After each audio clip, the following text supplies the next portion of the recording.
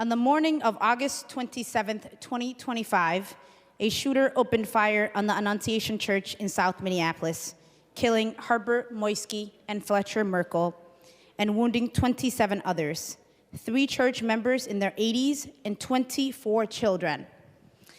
Fletcher was 8 years old. He loved chips and cookies and the Green Bay Packers and ran around so much he could wear a pair of shoes in a week. Harper was 10. She loved national parks and making videos and wanted to grow up to be a veterinarian. I'm honored to say that some of the Annunciation families are here with us today. And I ask that you please join us in a moment of silence to remember Harper and Fletcher.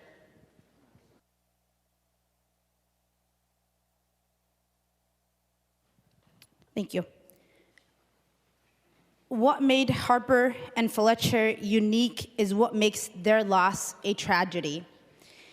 That what happened to them is not unique, is in fact a routine in this country, is a moral outrage and a call to action for anyone in power to prevent gun violence and stop the next mass shooting. This is a complex problem without a single solution. The students and parents we have heard from do not want us to choose between banning weapons of war and investing in school safety. This isn't either or.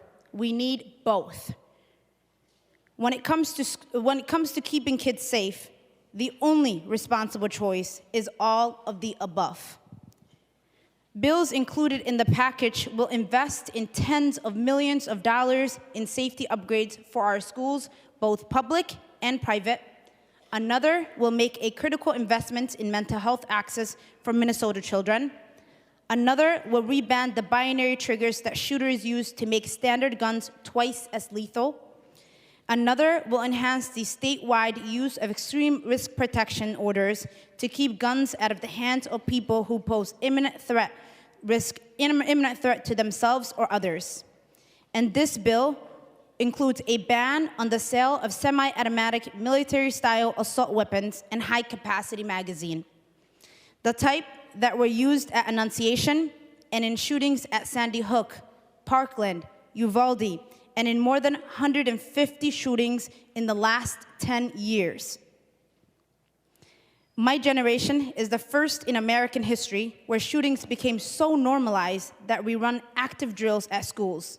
If we have the courage to act, future generations of Minnesotans won't have to. Annunciation principal Matt DeBoer likes to quote the African proverb, "When you pray, move your feet." I'm also reminded of the words of Pope Leo after the shooting at Annunciation, who prayed and said, "Help us to fulfill the prophecy of Isaiah, to literally break the weapons of war and build tools of peace."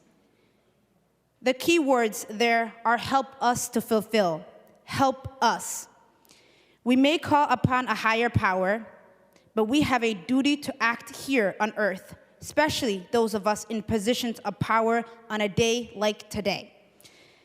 I want to thank the Annunciation families for being here today, for being with us through this process.